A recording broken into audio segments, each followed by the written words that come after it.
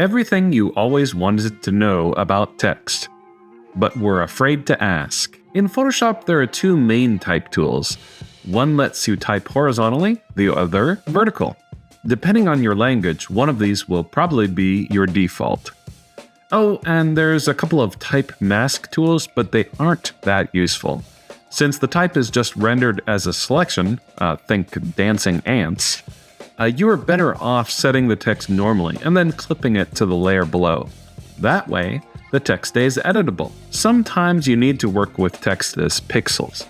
You can right-click on a text layer and choose Rasterize Type. Another alternative is to convert the text layer to a smart object, adjusting character and paragraph settings. So enhancing legibility, readability, and hierarchy can be done just with these elements: font, size, style, alignment, and color.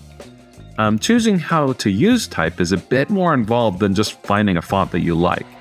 You must think about the types of choices you make that will affect how viewers are able to read what you are typing.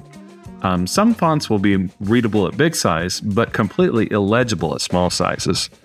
Also, if you have more than one bit of text in your Photoshop document, you need to think about how the text relates to the other text. You can create harmony and contrast by varying a few simple elements of text, like size, style, and color.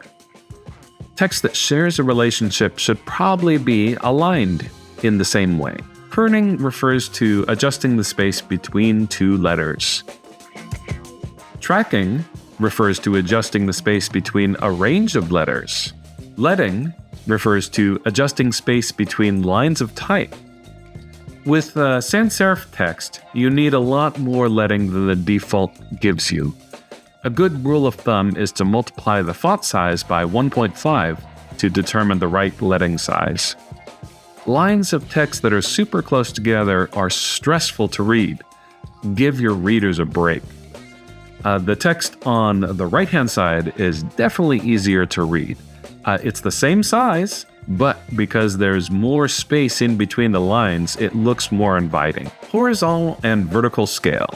Sometimes you can distort letterforms in creative ways to affect a design change that is what is necessary.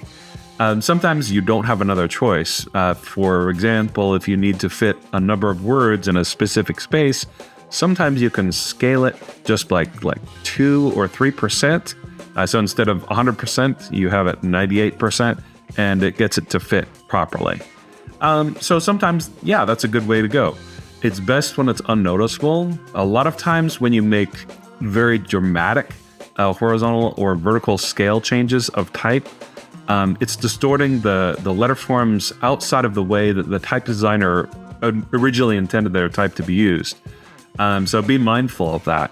A lot of typefaces actually have condensed and widened versions.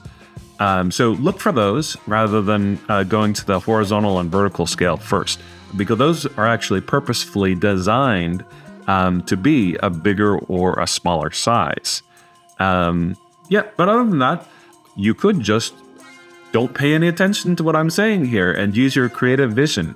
Ultimately, it's up to you if what you see looks good or not. So use your better judgment.